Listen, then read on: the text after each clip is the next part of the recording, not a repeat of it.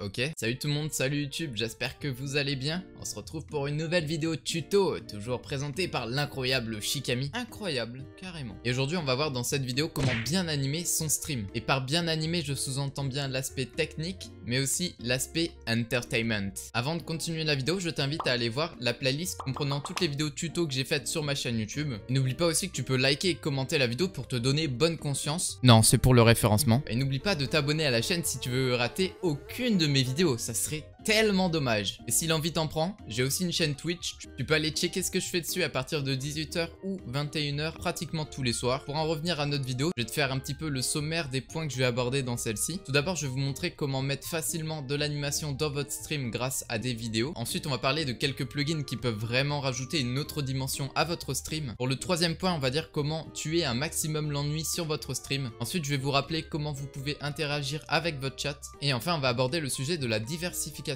de vos streams. Voilà, j'ai tout dit. Maintenant, je laisse place à la vidéo. Donc dans cette première partie, on va voir qu'il est plutôt simple de customiser son stream à l'aide de simples animations et vidéos. Je vous rassure, vous n'aurez pas besoin de logiciels complexes à utiliser. Le premier conseil que je peux vous donner, c'est d'animer toutes ces scènes, car un stream qui est vivant et qui bouge, c'est toujours plus agréable à regarder. Pour ce faire, vous n'avez pas besoin d'avoir un master dans l'animation. Perso, j'ai arrêté l'école. J'étais peut-être pas obligé de le dire ça. Vous pouvez tout simplement utiliser une vidéo avec un fond vert derrière. Il y en a beaucoup qui sont trouvables sur YouTube. Évidemment, choisissez les vidéos que vous avez le droit d'utiliser dans vos streams. Mais par exemple, si jamais vous voulez animer un background tout entier, vous mettez par exemple sur une scène où vous voulez être un petit peu proche du chat et discuter avec eux. Et par exemple, vous voulez un background qui bouge tout seul. Et vous pouvez tout simplement mettre des vidéos loop. Il y a plusieurs banques de vidéos loop gratuites et libres de droit sur internet. Perso, celle que j'utilise le plus, Pixabay. Je vous invite à aller voir ma vidéo sur les 5 outils qui permet d'améliorer votre stream, parce que c'est dans cette vidéo là que j'explique comment on peut utiliser les vidéos fond vert et les vidéos loop correctement sur OBS Studio. Ensuite, je peux vous conseiller aussi d'avoir une soundboard. Une soundboard, c'est quoi? C'est un outil qui permet d'avoir des sons préenregistrés. Quand vous activez une source sur OBS Studio ou en appuyant sur une touche par exemple sur un Stream Deck, ça va déclencher un son. Ça peut créer un sentiment d'inattendu, de surprise selon ce que c'est. Ça peut faire rire les viewers ou amplifier une action qui se passe en stream, un petit peu comme si c'était une vidéo ou un film. Évidemment, je vous conseille fortement d'avoir un Stream Deck si jamais vous voulez faire une soundboard ou même déclencher des petites vidéos qui pop à droite et à gauche sur votre stream, car ça sera bien plus fluide sur votre stream et plus naturel. Je sais aussi que pas tout le monde peut s'offrir un Stream Deck, c'est pour ça qu'il y a des alternatives qui existent. Vous avez par exemple l'application mobile Stream Deck de Elgato qui elle est bien moins chère que le Stream Deck physique, et il y a aussi quelque chose qui s'appelle Deckboard, et je crois que Deckboard est gratuit, mais personnellement je ne l'ai jamais testé, donc je ne pourrais pas vous dire comment ça marche vu que moi j'ai un vrai Stream Deck. D'après ce que j'ai vu, ça reste plutôt une alternative viable qui n'a pas grand chose à envier au Stream Deck. Dans la deuxième partie, je vais vous parler un petit peu des plugins qui peuvent rajouter carrément une autre dimension à votre stream, comme des effets spéciaux ou des modifications de voix. Je vous mets le lien dans la description si vous voulez chercher les plugins par vous-même. Je vais vous en présenter quelques-uns qui sont ma foi plutôt fort sympathiques pour votre stream. Le premier, ça va être OBS Shader Filter qui tout simplement, comme son nom l'indique, te permet de rajouter des filtres un petit peu sur les sources d'OBS. Donc ça va modifier l'apparence de certaines sources et sur sa propre gueule, ça peut être vraiment intéressant. Et si jamais vous voulez un petit peu des transitions dynamiques qui changent un petit peu des transitions banales de OBS Studio, il existe le plugin Move Transition qui vous permet d'avoir un petit effet de dynamisme sympa à chaque fois que vous changez de scène. Il existe aussi un plugin qui s'appelle Transition Matrix qui permet de varier en fait chaque transition entre chaque scène. Par exemple, si vous voulez aller d'une scène A à une scène B, il va y avoir une transition, mais si vous voulez par exemple aller de la scène B à la scène C, il peut y en avoir une autre. Donc ça offre pas mal de possibilités combinées à Move Transition. Les trois plugins que je viens de citer, si jamais vous souhaitez les installer, pareil, je vous renvoie à ma vidéo sur les 5 outils qui permettent d'améliorer votre stream, où je fais un guide dessus plutôt détaillé et avec l'installation. Je vais vous parler de deux autres plugins que je n'ai pas parlé dans cette vidéo par contre. Il s'agit de StreamFX et de Toll Reverb. StreamFX, ça ressemble un petit peu à Shader Filter parce qu'il y a aussi des filtres, mais il n'y a pas que ça, il y a aussi des transitions et de nouveaux types de sources qu'on peut ajouter. Grâce à ça, on peut mettre un effet de flou en arrière-plan ou même d'essayer de créer un effet de 3D sur ses streams. Bref, il y a plein de possibilités. Je vais pas toutes les citer dans cette vidéo. Si vous voulez plus d'informations, je pense que sur internet, sur YouTube, vous pouvez en trouver plein. Et ensuite, le deuxième plugin qui est Toll Reverb, ça vous permet tout simplement, comme son nom l'indique, de mettre de la réverbération sur sa voix. Donc à certains moments, ça peut être fun, sur certaines situations, sur certaines scènes, vous pouvez mettre de la réverbération comme s'il y avait un écho dans la salle. Juste petite info comme ça, plein de youtubeurs l'utilisent en vidéo. Ok, désormais on passe à la troisième partie et dans cette troisième partie, on va se charger de tuer l'ennui. Parce qu'on va pas se mentir, l'ennui quand t'es sur un stream, c'est relou et t'aimerais bien qu'il dégage, que ce soit pour le streamer ou les viewers. Donc le premier conseil que je peux te donner, c'est de rester toi-même, tu vois, ou alors tu peux essayer d'accentuer certains traits de ta personnalité, mais essaye quand même de pas mettre mal à l'aise le spectateur. Essaye d'avoir un débit de parole plutôt haut, parce que un stream c'est long. Généralement perso, je fais des streams de 2 heures. Pendant ces 2 heures là, il faut qu'il y ait le moins de blanc possible. Donc les gens ils vont pas juste vous regarder vous en train de jouer à votre jeu vidéo, à part si vous êtes joueur pro, qui sont là uniquement pour votre gameplay. Donc essayez de parler un maximum, même si vous êtes tout seul sur votre stream, restez focus sur le stream et ne vous découragez pas et continuez de parler comme s'il y avait toujours quelqu'un. Et si jamais à un moment ou à un autre vous devez partir de votre stream ou le mettre en pause, n'oubliez pas de faire une scène quand vous êtes AFK, avec un petit peu d'animation, un petit peu de musique et pas juste laisser le jeu en pause alors que vous êtes en train de lâcher votre meilleure crotte sur le trône. Yes, de mieux en mieux mes vidéos. Et dernier petit tip, si vous voulez tuer l'ennui, c'est de toujours mettre une musique de fond. Si vous jouez à des jeux vidéo par exemple et qu'il y a des musiques, des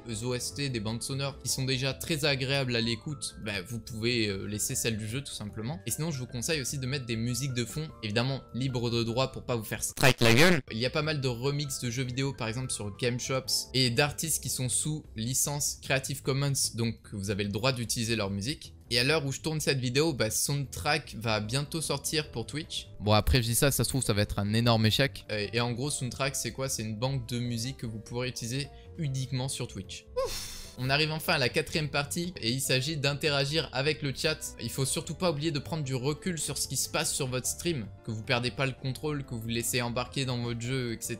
Il ne faut jamais perdre à l'esprit qu'il y a des gens qui vous regardent et qui peut-être attendent une réponse de votre part. Donc si vous n'avez pas énormément de viewers, je vous conseille de répondre à la quasi-totalité des messages, si le jeu et l'activité le permettent évidemment. Après vous pouvez faire des pauses de temps en temps pour vous concentrer plus sur le chat que sur votre jeu. N'hésitez pas aussi à poser des questions à vos viewers pour essayer de créer une sorte de proximité entre vous. Et enfin il existe un outil assez unique sur Twitch qui sont en fait les points de chaîne. Plus les viewers restent sur votre chat et interagissent sur celui-ci, plus les viewers vont gagner des points. Et les points de chaîne en tant que streamer on les débloque une fois qu'on est affilié. Vous pouvez les customiser, créer votre propre récompense et les coûts. Essayez de trouver des récompenses assez originales qui peuvent vous mettre dans des situations d'embarras ou alors qui feront plaisir à vos viewers. Mais si jamais vous êtes affilié et débutant sur Twitch, je vous conseille de pas trop délaisser les points de chaîne. Ça peut créer pas mal d'animations dans votre stream selon vos idées. Et enfin on arrive à la dernière partie de cette vidéo et il s'agit de la diversification de vos streams. Tout simplement il faut pas que vos lives restent trop monotones. Si vous streamez assez souvent comme moi, pensez à jouer à plusieurs jeux vidéo différents. Déjà pour toucher un public plus large et pour que personnellement en tant que streamer vous deveniez pas fou en fait à force de jouer tout le temps au même jeu, et ça créa automatiquement une diversification dans votre contenu de changer juste de jeu. Après vous pouvez aussi faire changer d'activité, hein. Vous pouvez faire des jeux vidéo et à côté vous pouvez faire des lives cuisine qui n'ont rien à voir, des lives ASMR ou des lives just chatting vidéo réaction, ce genre de trucs. Si jamais vous êtes sur un jeu vidéo multijoueur et qu'il y a la possibilité de faire jouer vos viewers, bah, je vous conseille de faire au moins un live ou deux par semaine avec vos viewers. Quand vous n'êtes pas en stream aussi, vous pouvez réfléchir à faire des concepts plus ou moins originaux, tout dépend de votre imagination et votre inspiration. Ça peut être par exemple des défis en plein live. Personnellement sur Smash Bros, bon je suis pas un joueur très bon, ça c'est confirmé. On peut passer à autre chose maintenant. Et ben je fais tout simplement des lives où si je perds, il se passe quelque chose. Par exemple, si je perds, je rétrécis ma cam à chaque fois que je perds et ma voix devient de plus en plus aiguë. Ou alors si je perds, je deviens arc-en-ciel à chaque fois que je perds. Grâce au plugin Shader Filter par exemple, je mets un filtre pour me rendre arc-en-ciel, littéralement, etc.,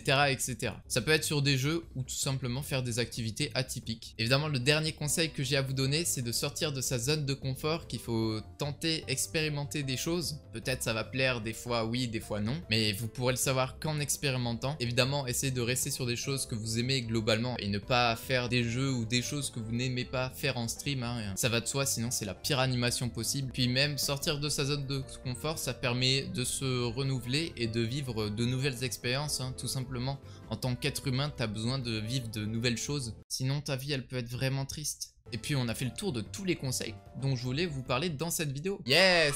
Avant de se quitter, je voulais te remercier d'avoir regardé la vidéo jusqu'au bout. Oui, à toi personnellement qui regarde les vidéos jusqu'au bout. Merci! Sache que si tu souhaites m'aider ou témoigner de ton honnêteté, tu peux mettre le pouce en l'air, écrire un commentaire ou bien t'abonner à la chaîne pour que je puisse t'aider dans ta quête de devenir un meilleur streamer. N'oublie pas que j'ai une chaîne Twitch si jamais tu veux aller faire un tour dessus. Et je voulais faire quelque chose aussi un petit peu plus solennel.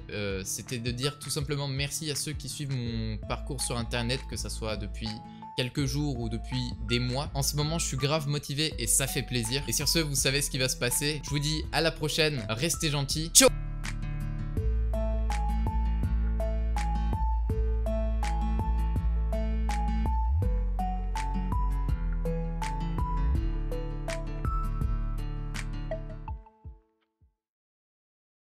J'adore ma vie.